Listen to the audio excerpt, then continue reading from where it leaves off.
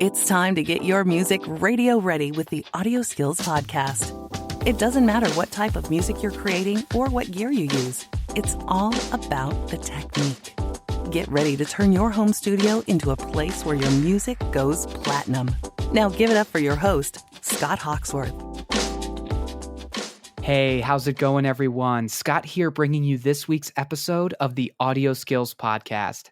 We've got an awesome show for you today, where we're going to be talking about collaboration, songwriting, and a bit of mixing with Dane Myers, founder of Custom Tracks. But before diving into all that, it's time for your audio tip of the week. My audio tip this week is pretty simple. Harness the power of saturation. Saturation plugins are awesome, and when used well, can really bring out a lot in a mix, especially with drums or vocals or even the bass. Oftentimes, that great fat sound that you like in a track is the result of saturation applied well. You can add just a bit either directly to the track, or to get even more blended warmth and character, try parallel saturation. That is, blending an unprocessed track with the same track having saturation on it. Saturation is a powerful tool, so try experimenting with it. And that's your audio tip of the week. Now I'd like to take a brief moment to thank AudioBlocks, our sponsors for this episode of the Audio Skills Podcast. I need royalty-free images, audio clips, and more for projects on Audio Skills and elsewhere. So having one spot to get it all is absolutely huge. If you're producing audio or video, working on your band or personal website, or just looking for audio clips to use in your projects, AudioBlocks has all of it covered. AudioBlocks membership is awesome because you can get access to their entire library of royalty-free stock video, audio, and images with unlimited file downloads. You can head on over to audioblocks.com/audioskills to sign up and check it out. All right, so now I am very happy to introduce Dane Myers, who is a producer and owner of CustomTracks.com, a recording studio in Orlando, Florida, that offers online recording and production services to artists anywhere in the world. Dane has just a ton of knowledge, and he's going to be sharing not only what his work entails and what Custom Tracks does, but also some advice on producing and mixing and all that good stuff. Dane, welcome to the show, man. What's up, man? Thanks for having me. Right on. So are you gearing up for Thanksgiving? Any big plans? Yeah, I'm gonna love it. We just had a Friendsgiving thing, which I guess is the big thing this year. Oh, Friendsgiving is great. Friendsgiving, yeah. And I got like a little preview of Thanksgiving food and just like sitting around and eating way too much. And so now I'm really looking forward to Thanksgiving because I'm reminded what that's like. Absolutely. I love it. Yeah. I'm driving back home in a couple days, and it'll be a lot of eating food, having a few beers, watching football. Yeah, not Thanksgiving, working. Right? Yeah. Yeah, exactly. Well, to start us off, can you just tell us a little bit more about yourself and, your audio career, just a bit more about that? Yeah. I've always like played drums and music and stuff growing up. And I got like a Tascam 1641 8-channel interface that I didn't really understand what it did, like my freshman year of high school, and just kind of grew with that. And like my friends would hang out at my parents' house and on the weekends, and we would just get like boxes of pizza and soda and just like sleep on the floor and like record, and then love it. Kind of discover like all the layers of a DAW. Like, oh my gosh, we didn't know there were plugins. Like you can do all this crazy stuff.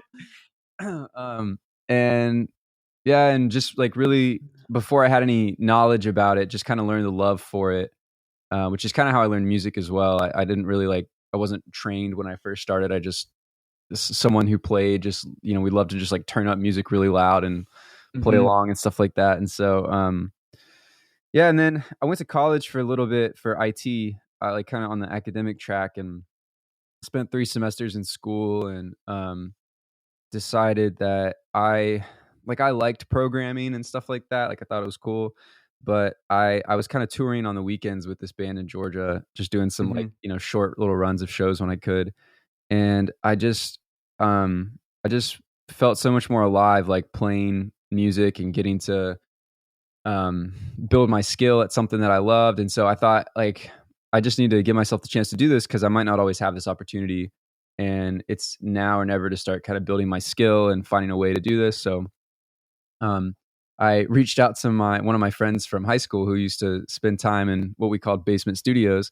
And I was like, look, man, I'm going to leave school. Like, I know you're really unhappy at school. Like, we'll figure it out. Like, we'll be roommates. We'll learn how to record and we'll start, making a living doing music. And he was like, absolutely not. Like, that's ridiculous. And then I just kept asking him, and eventually I guess he heard some of the stuff I was doing. Like, I was making an album for myself at the time, but long story short, he broke his lease and moved down to Orlando. We moved in together. No plan. Like, I don't know how we ended up being able to eat and stuff, but we just kind of got lucky and went out to open mics and met people and shook hands and eventually had enough work. I was playing some gigs too that helped kind of foot the bills and stuff like that.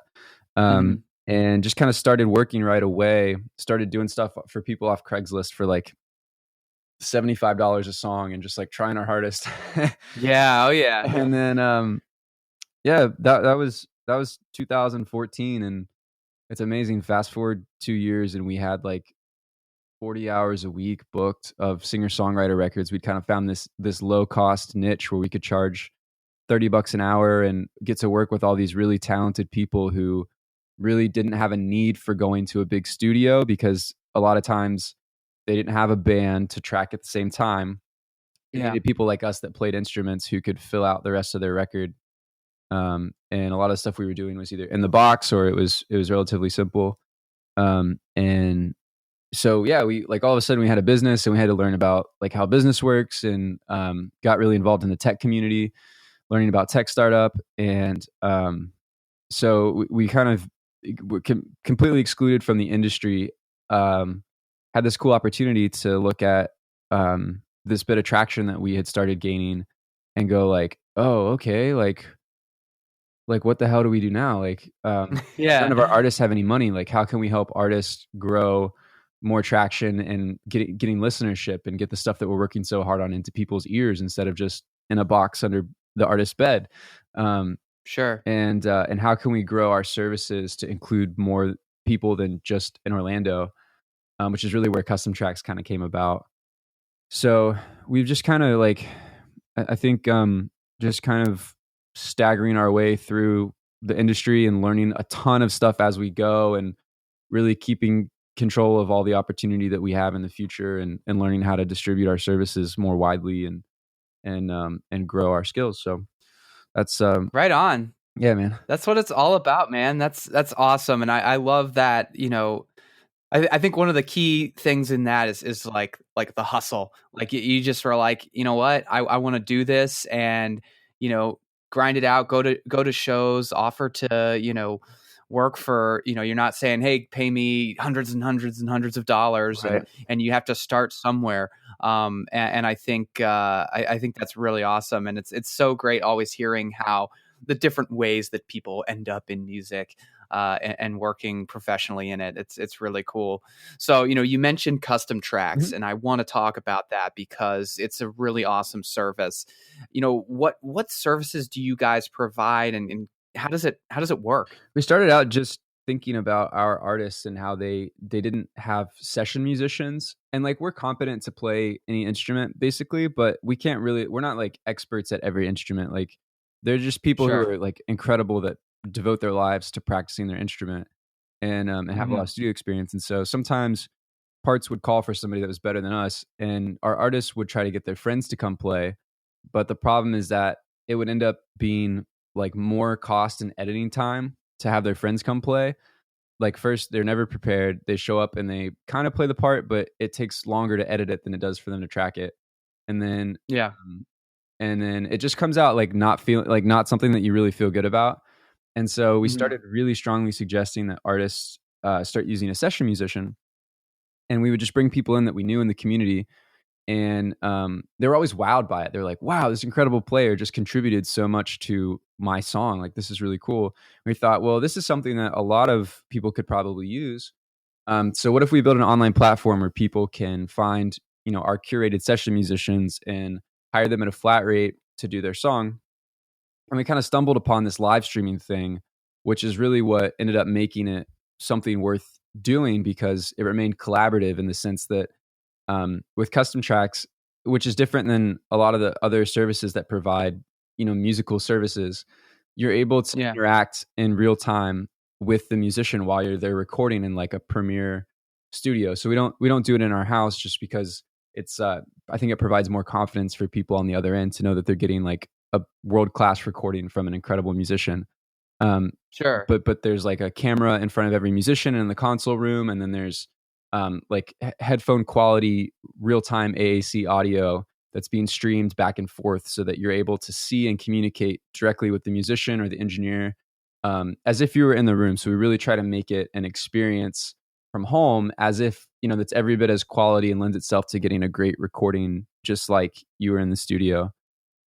Yeah. And that's been a blast. Wow, that's so cool. And I think that's so interesting too, the sort of collaborative nature of it, because I think one of the challenges is that, the internet is so powerful, and you can have stuff like, whatever, the postal service where they send things back and forth, but kind of real-time collaboration, which is where when you're making music, that's where some of the coolest stuff can happen, when you're just kind of there and you've got this great musician and you've got this person with a vision and all that kind of stuff. And it sounds like, to me, that's exactly what you guys are trying to capture with custom tracks.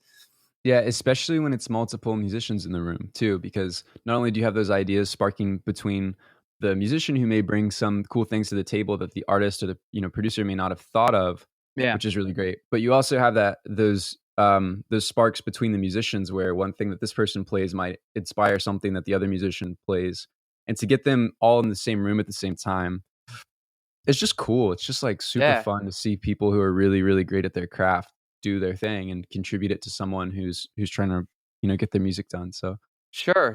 So other than, obviously, we're talking about the collaborative, aspects of it, and the fact that, it's really cool to have this kind of real time, art being produced and things like that. Are there other benefits that you think there might be for folks who typically maybe record and produce their own music, to saying, you know what, I'm gonna bring a session musician in on this? What do they bring to the table? Well, there are some kind of top line benefits, like compared to if you were going to go to a studio and do it, it's about a third of what that would cost. So for us to do, like, you can do a live grand piano. For example, one of our musicians has a degree in jazz and classical piano and has done a ton of studio work and is just an incredible player. And you can get him in a studio that's typically $100 an hour. You can get him to play your song in that studio for $109 flat rate on a live grand piano. And so that's just money wise is a great value for someone that's looking to bring that level of quality, but have it still be accessible. And then the same thing for drums is another one where it's kind of like hard to do in your apartment. If you don't live somewhere where you have a good drum room, so you can get a live drummer in a great studio space with a great mic collection for $109, which is quite a steal if you're trying to make a record and looking at a budget for doing that. As far as some of the unique things that I think a real player brings, I actually love programming stuff. Like I really love hip hop. I love a lot of kind of music, but so I don't want to diminish any of what can be done without a live session musician, because there's some incredible expressive stuff that can be done through programming. But for certain genres of music and certain feels and certain styles, there's just really no replacement for someone that can get that level of articulation and expression. And especially when you're getting a great sound at the source and you don't have to trigger your drum sounds, you lose a lot of the integrity of an expression, and some of the dynamic things like ghost notes and some of that tonality can be lost through triggering. Especially if you're doing like any kind of intricate brushwork, or if people are playing swing, like it's really hard to trigger that kind of performance. So it's really just, and also like the overheads and the hi-hats and stuff like that, just to me always sound more compelling when they're tracked live than if you're programming, like a cymbal kit. So I feel like, especially for certain kinds of music, there's really no replacement for if you need something that's going to compel an audience, and that if you have a great song, sometimes I feel like with recording, we see a lot of artists that are just starting songwriting and already want to invest like all their money into producing like their first set of songs, which is, like, I'm like, if you're really, really talented and you start out of the gate, that's cool. But we also encourage people to realize that like your best song might be, in front of you. Like you may need, you may maybe wanna, song 20 you write. yeah, do something simple now. Like start to gain some interest in your music now, and then you can build up to doing a full band, full production thing.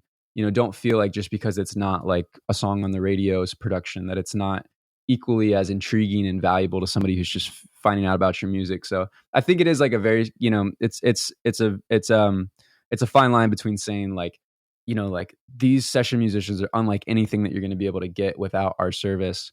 And also understanding that people are at a lot of different places with the kind of music they're trying to create and the budget that they have or the audience that they have that's willing to support them for the incredible stuff that they're producing. So, I think that if for the right person, it's an incredible opportunity to bring more musicianship to your music than you would otherwise be able to have.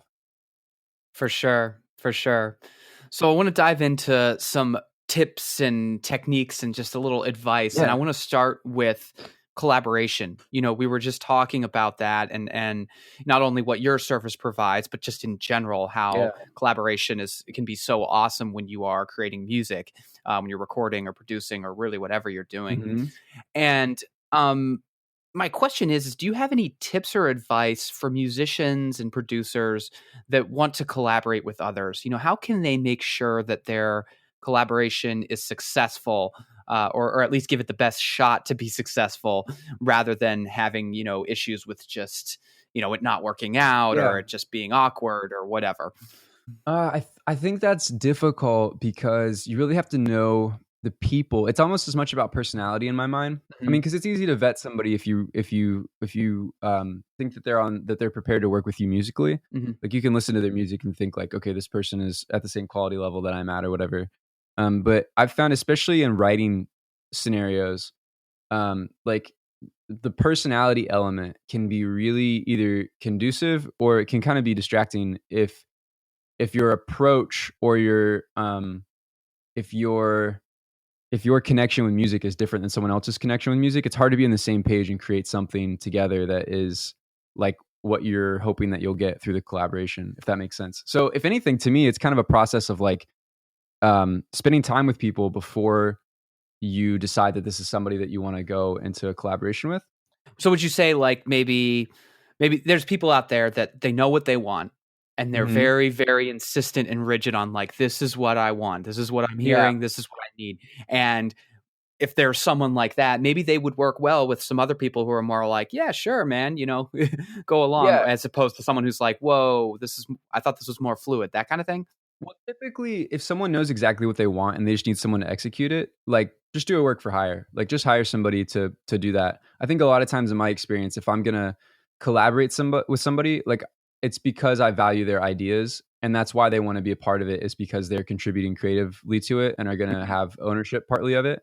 And so I think for people who have a definite idea, a work for hire might be the best thing for them, because then they can just get knocked out, and the people don't have expectations of their preferences being what's left in it. Right.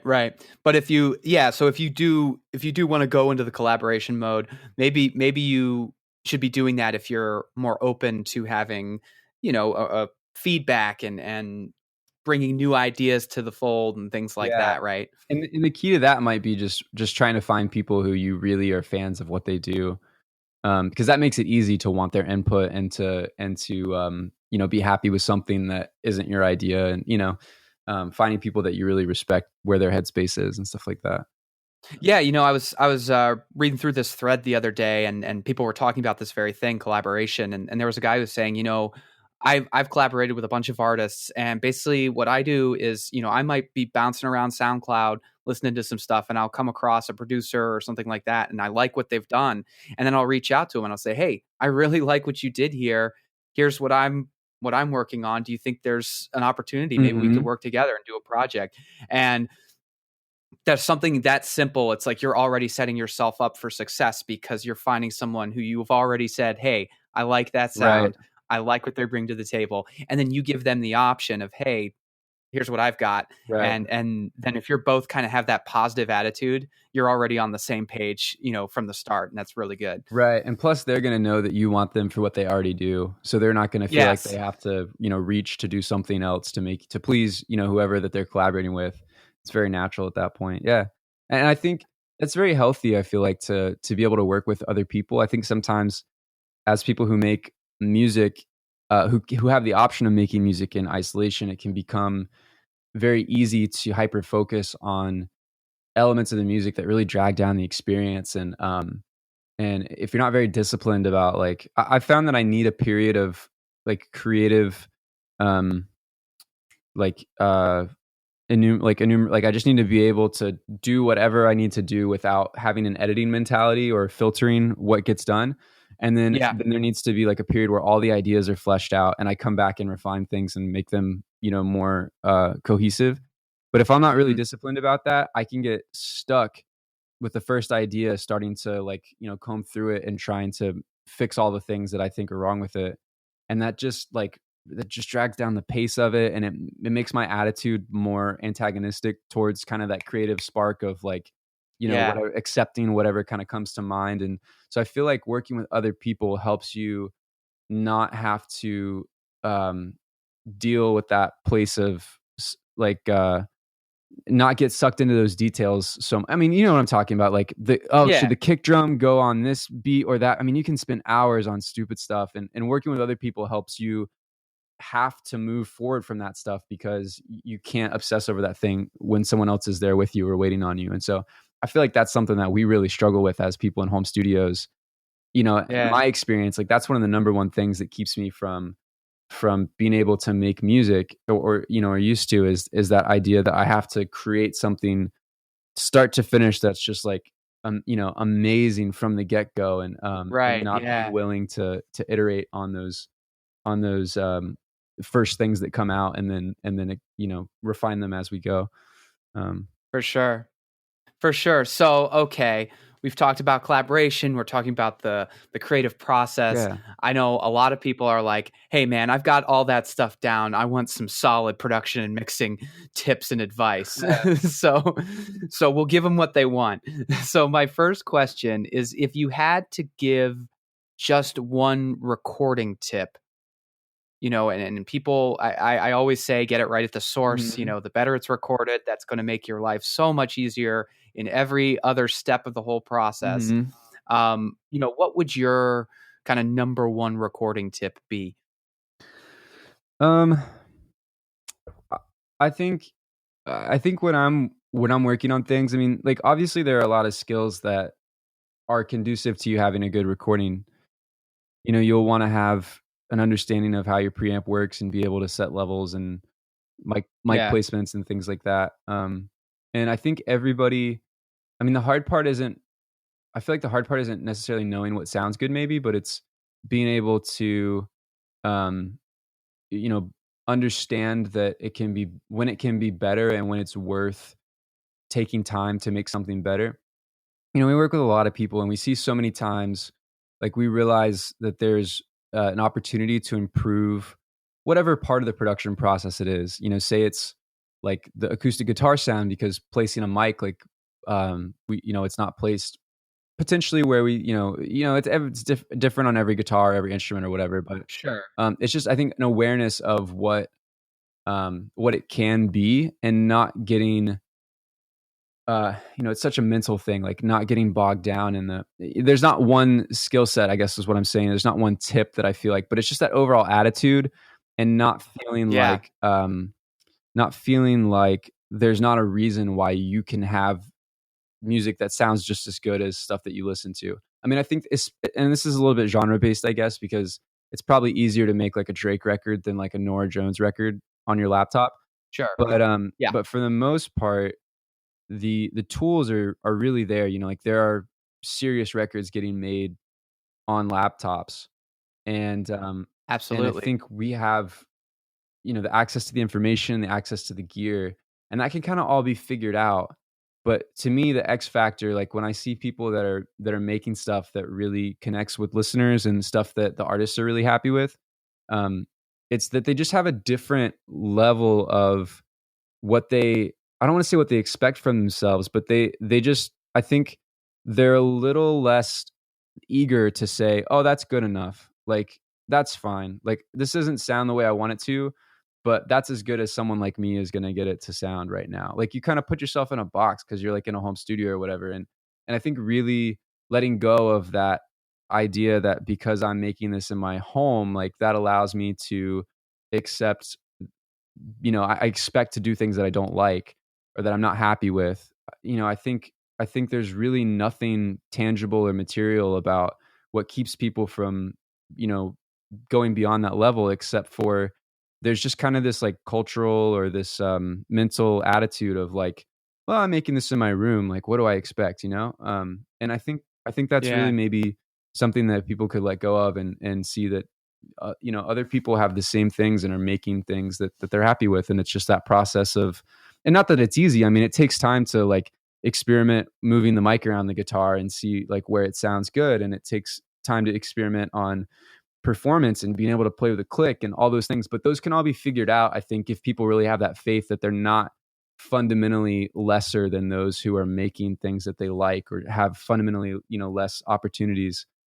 We have a U87 here. I thought that was going to be a huge jump in quality, and it in some ways it was, but in hindsight I see um like I still use this SM7 all the time on vocals, and Yeah. it's like, what is it, like $3,000 less, like it's just, if anything, that was Yeah. one of those things that was like, okay, well, I can't use the mic as an excuse anymore.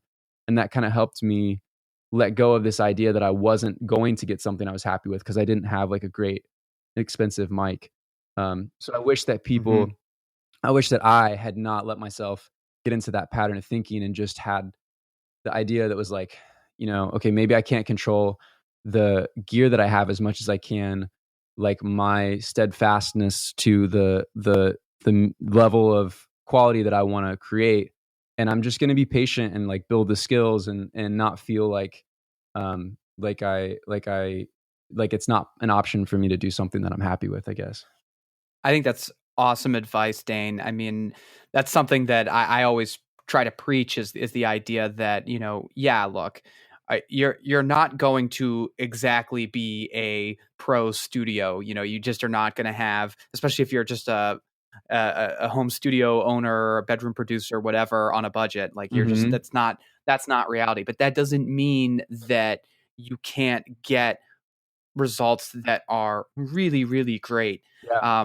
Because the gap there, it's not so much like, oh, well, they have 15 outboard compressors that are so Mhm. amazing. Like Mhm. that that helps them, yes, but that doesn't mean that's the only way you can get good sound. You can do a lot, and the technology is getting better and better Yep. every single day.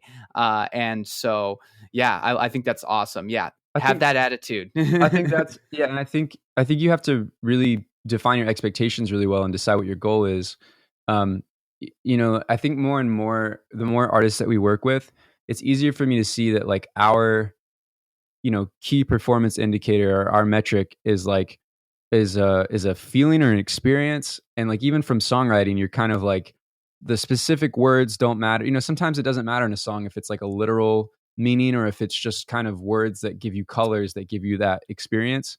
And I think it's Hmm. the same thing through recording audio. Like maybe you can't make something that is gonna sound like a you know like a U47 and a blah blah blah blah blah, but Right.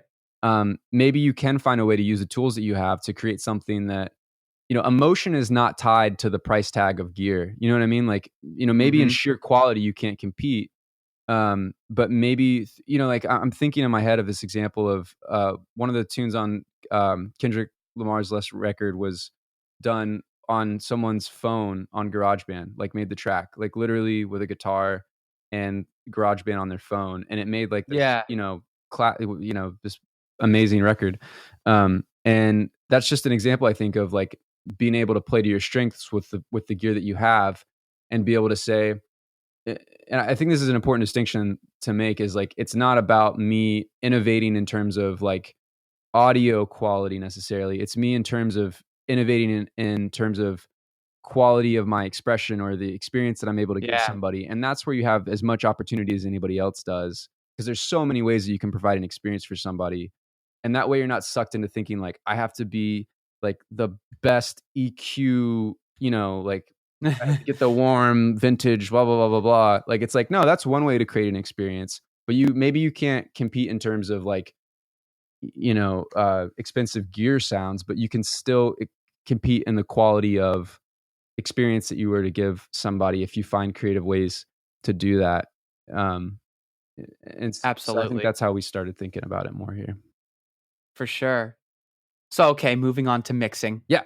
If you could give someone just one great mixing tip that helps them get better results and maybe get more towards that sound that is more what they want, that sound that really is that expression of exactly what they have in their head and all that kind of good stuff. What mixing tip might you have? Yeah. It's been a while since I mixed any of the records here. So my partner Christian that I work with has done a lot of the mixing for local artists here, and then we have other people that will do contracts to mix some of the outside stuff that we do. But I review a ton of mixes, and I'll get asked a lot like, hey, what do you think about this? I'm having something that I want to fix, but I want to get your input about it because I'm having trouble with it. And I think first, the number one thing is just like having a basic, not having you need to understand like how EQ works conceptually, how space works, how depth works, like left and right, and how EQ works like up and down, and then how compression works, not just in terms of dynamics, but overall energy in the song. And that's one of the things that we talk a lot about is it's like, for example, like if you're somebody that makes a pop record, you're going to need to count on not having, and this is like obviously widely debated, but you're not going to have as much dynamic range. And so you're going to need to do other things in your song to contribute lifts and energy. Like maybe you need to be able to incorporate things that in the pre-chorus make the energy go up, because it's not going to have as much dynamic range to give that, sense of change or that, that feeling of development. So you can use the arrangement to offset some of the dynamics if you're looking at your compression and going like, okay, well, this needs to be competitively loud and consistent. But yeah, like having compression and EQ as something that you understand, you feel comfortable with. I think it's something that's so abstract because it's not. I mean, so many of us are visual learners that to think like there are all these frequencies coming through my speakers, and somehow I'm supposed to freaking organize them in a way that makes sense is like a completely daunting. There's so much happening in that sound, that it's like unreal to try to have like have it in a headlock and think like I'm just going to organize this all perfectly. I remember when I was first learning thinking like, okay, what would happen if the bass was just like from 50 to 300, and then like, and then I had the kick drum that was like, I was going to notch everything so that everything had its own specific frequency range. The perfect EQ curve. All put together and sound amazing. Like what would happen if that, but like try that stuff out, see how it works. But not getting sucked into so much of that stuff. I think my opinion on what makes so many of the great engineers great is that they've just done so many songs start to finish that they've just developed these, not only just developed their ear, they develop these natural instincts where they have like a really healthy relationship with the song. When it comes in, they kind of have an intuition about how to go about creating, not just something that's like correct, but something that's expressively mixed. And I think mixing is particularly likely to get you in a place where you're isolated and you're second guessing a lot of stuff and you're not trusting your ears. But the more that you can kind of like the more that you can kind of mix something with a clear head and maybe you need to take breaks, or maybe you need to ask people to listen to what you're doing, but just understand that like I'm here to go through, and maybe you don't get good recordings that you're mixing. I mean, like that's such a huge thing too. Um, Yeah. Especially if you're mixing for somebody else, like you Mm-hmm. can really, really spend a lot of time on stuff that's like just not a good recording. You know what I mean? Like, so Yeah. understanding your, not just, I mean, I hate to say like understanding your limits as a mix engineer. But a lot of times it's like, you go through, you sweep through everything, you figure out, where your good frequencies are, and you notch stuff that doesn't sound like it's helping your mix. And you Yeah. go through and you compress things so that they're more consistently heard. And just don't make it so damn complicated. Like sometimes Mhm. that's, you just need to do what sounds good, and you need to complete that and do any notes that your client has. Try to learn from those notes, and move on to the next song, because you just need to develop that intuition, and you just need to develop that sensibility and that ear training. And the most important part, I guess my point is to, what I'm building up to, is the most important part to being able to build that sensibility and that skill is being able to want to do more mixes and to be able to be consistent in mixing more and more songs. And if you hate that process because you're so down, either because you got bad tracks or because you're just obsessing over, the mixing process, like you won't want to Yeah. mix as much, and you won't Mhm. gravitate towards it, and you won't be present with it while you're doing it, because it'll be a drag, and you'll be too much pressure on it. So that's what I've seen like really has helped people that we've worked with grow, or people that we've worked with like gravitate towards doing something else in the Mhm. production process. For sure. For sure. All right, I've got just a couple more questions here. Yeah. My next one is, we can talk about techniques. I know we just were talking about how, it's okay. You can still get great results even if you don't have that super high end gear and all that kind of stuff. But you know what? People like gear. I like Yeah. gear. Who doesn't like gear, right? Uh, Dane, if you could give some gear recommendations, if someone's trying to like maybe make their recordings just a little bit better without necessarily breaking the bank, do you have some pieces of gear that you find often give you guys really good results, give you really good results? You mentioned, you're still using your SM7 and all that kind of Mhm. stuff. Should this So include plugins as well, or will that be a separate section maybe? now throw in plugins too. I love it. I think, I know there's a lot of debate about this, and um we don't have the hardware gear at our home studio of this stuff. We have it at the custom track studio, but I've never shot it out. But I think the Steven Slate stuff is super dope, Yeah. especially for the price point. If you are getting started with this, or you've been doing it for a little while, I think that's a huge value that everybody should try out. I think it's like what, like $15 a month or something like that, and it's Yeah. access to, it's just, it's everything that you could really need for the mixing process. And I think learning to use those tools, I think that's a great place to start. I think that's a low hanging fruit that if you haven't checked that out yet, you should check that out maybe. Hmm. Um, as far as other gear, um, I think we noticed, when we were getting started with our home studio, I think we noticed a big quality difference in upgrading our interface, because everything is going through interface. Like Yeah. whether, it's input going in, or just like you're monitoring out when you're mixing things. So we started like with that Tascam thing that I got in high school, and then we eventually got one of the Personas Studio Live boards, Yep. Hmm. and then we from there went to the Apollo. And I think each step in that process, it was a pretty instant like, okay, this sounds better. This is easier to mix. It's Yeah. just better pre's and better A to D. And then the other thing is like, because like I said, we're doing songwriter records a lot of the times.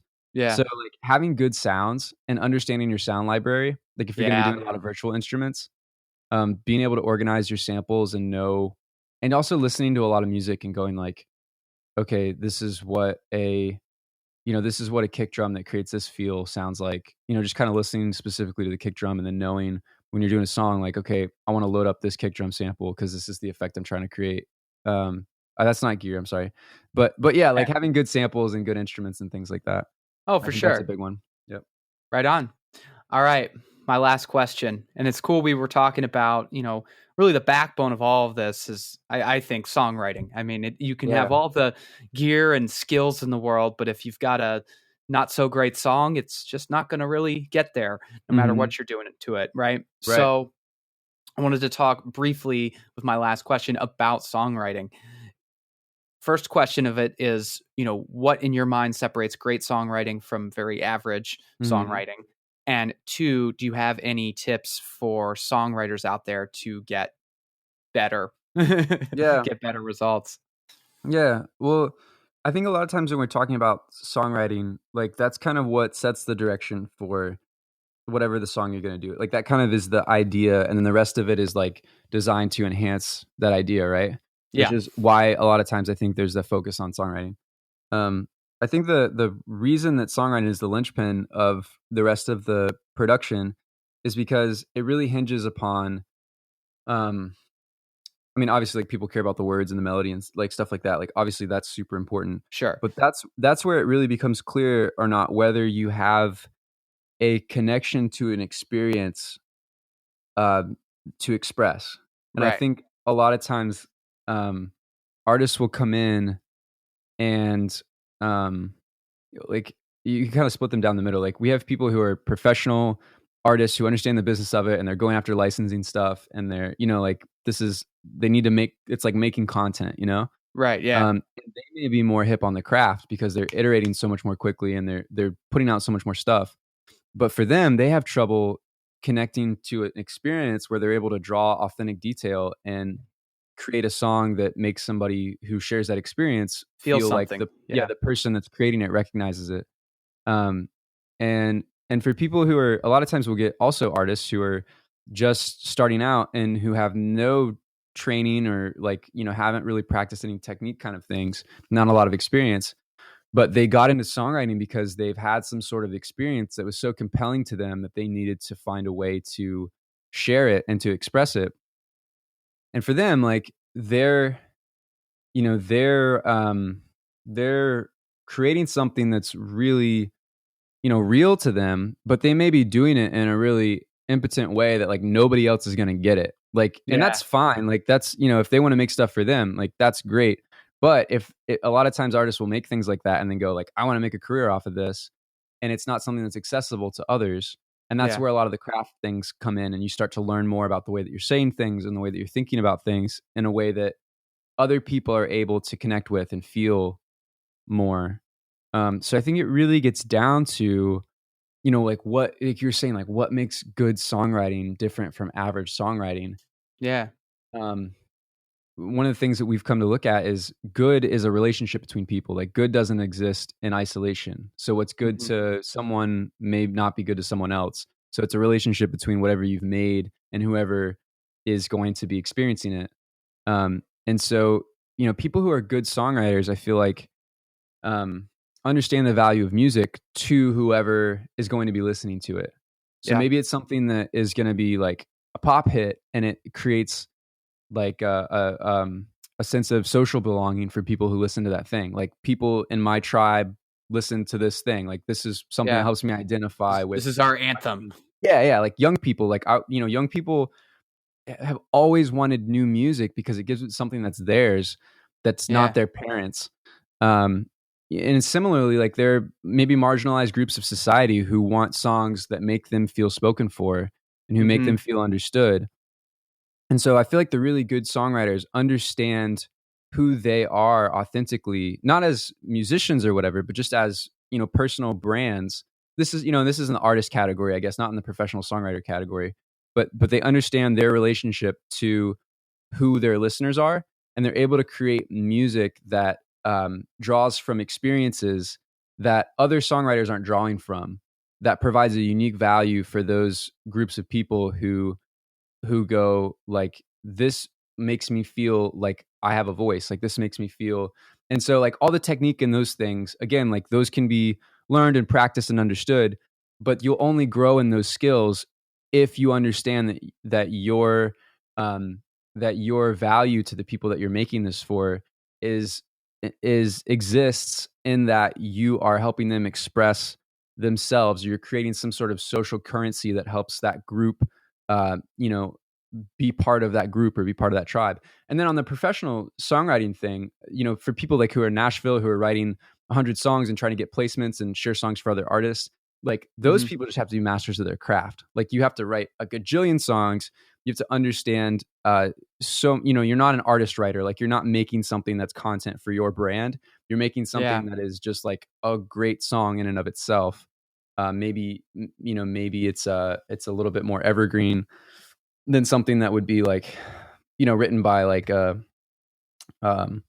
hip hop artist, for example. Like, if you think about hip hop, like very few songs that are like a Kendrick Lamar song could be like a Lil Yachty song. Like they're both hip hop, but it's not like, Jason Aldean and like, you know what I mean? Like there's a different level of specificity and identity in that kind of music. But for people who are like Nashville songwriters, there's a lot of great books. There's a lot of great, and just like co-writing, is I think another way that a lot of artists who are going to be in the more, I hate to say commoditized songwriting sphere, but that's really what it is, I think. They're going to be introduced to so many other writers in that sphere and get those skills and get those techniques to where they're making things that are relevant to that industry or that group of people. And so, in that sense, community, I feel like, is really an important part of it because, so many of us don't live in New York or Nashville where you can be part of songwriting circles and go write with other writers. I grew up in Denellen, Florida, and I knew one other songwriter in the town of, however many thousand people or whatever. And there weren't those songwriter circles at like the Bluebird Cafe in Nashville or whatever. And so like maybe you can find that community through online, like, we have a songwriter circle for custom tracks. Or message boards sometimes, or just being able to collaborate with people and then share songs back and forth. But I think that similarly to mixing and production, that can be helpful as well for songwriting. Right on. Well, Dane, I wanted to thank you so much for coming on the show today and sharing not only the awesome work that you guys are doing at Custom Tracks and just telling us about that, but also just sharing some really, really great insight in recording, mixing, and songwriting, and just making music, really. Thanks, man. Yeah, thanks for doing this. I'm sure that so many people who haven't gone to school for this, or even people who have gone to school for this, recognize that they're now able to get so much information online and create so much better art because there are publications like this who are trying to discover insightful things and helpful things to support people. And I think it's the way of the future. And I think it's such a beautiful thing that there's all this information that's shared for, near zero marginal cost. So I think it's super dope, man. Absolutely, man. That's what we're all about. Well, thank you again for listening today. And if you want to learn more about Dane and what he's doing, do check out custom-tracks.com. And you can also check out, if you're interested in the songwriting, which we were just talking about, they have the Songwriter Circle, which is a community, and it's really collaborative, and you can really explore more of that. And that's custom-tracks.com/songwriter. And we'll have all those links, of course, on Audio Skills. So thanks again so much for listening today. And as a reminder, for links and information about today's show and our guest, check out our show notes at audioskills.com/podcast. Ready to go even deeper with your recording, mixing, and music production? We've got all the info and techniques you need in one place so you can turn it up. Go to audioskills.com and access a huge library of video tutorials and private workshops so you make progress even faster. Come back next week for a brand new episode of the Audio Skills Podcast.